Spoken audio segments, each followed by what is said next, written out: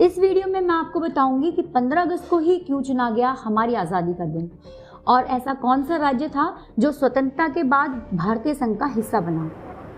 स्वतंत्रता दिवस से जुड़े कुछ अन्य तथ्यों के बारे में भी हम जानेंगे। जैसा कि हम सभी जानते हैं, भारत को आज़ादी मिली थी 15 अगस्त 1947 को, लेकिन भारत 1858 से 1947 तक ब्रिटिश शासन के अधीन था और इससे पहले वो ईस्ट इंडिया कंपनी के अधीन था, जिसने 1757 से लेकर 1857 तक भारत को नियंत्रित किया था।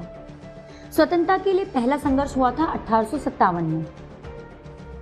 लेकिन क्या आप जानते हैं, 15 अगस्त का दिन एक ब्रिटिश अधिकारी ने हमारे स्वतंत्रता दिवस के लिए चुना था। हाँ, आपने सही सुना।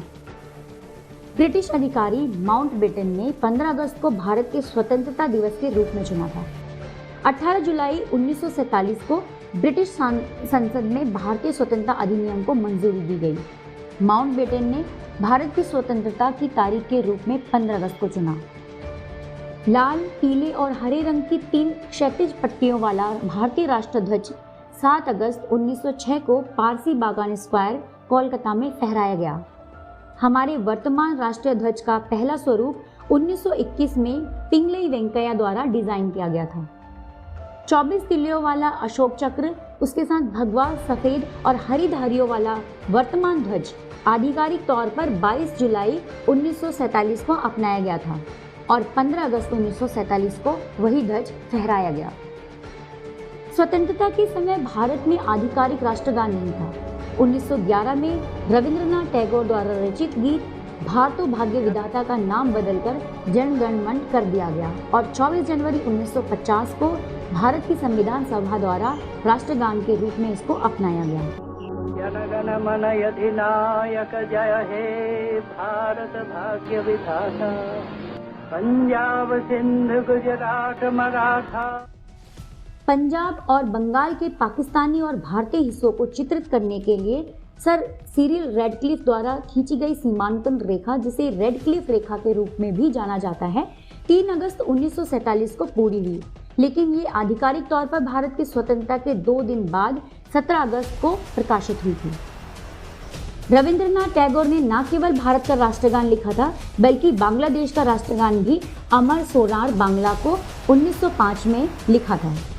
इस गीत की पहली 10 पंक्तियों को 1971 में बांग्लादेश के राष्ट्रगान के रूप में इसके मुख्य संग्राम के दौरान अपनाया गया था।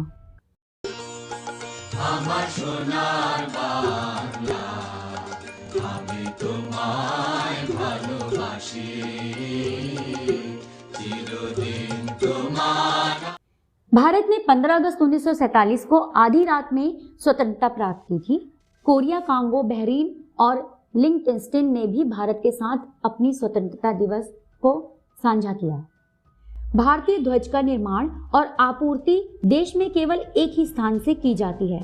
कर्नाटक के धारवाड़ में स्थित कर्नाटक खादी ग्रामोद्योग संयुक्त संघ के पास भारतीय राष्ट्रध्वज के निर्माण और आपूर्ति का अधिकार है।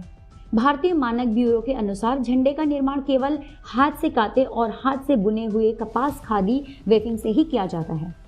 भारत की स्वतंत्रता के बाद भी गोवा अभी भी पुर्तगाली उपनिवेश था।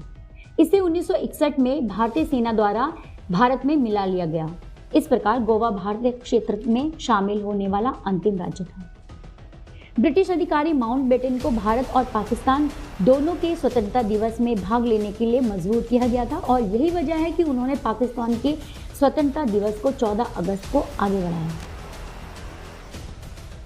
स्वतंत्रता के बाद 560 रियासतें भारतीय संघ का हिस्सा बन गई। 1975 में सिक्किम भारतीय संघ में शामिल होने वाला अंतिम और 22वां राज्य बना। इससे पहले सिक्किम एक भारतीय संरक्षित क्षेत्र था।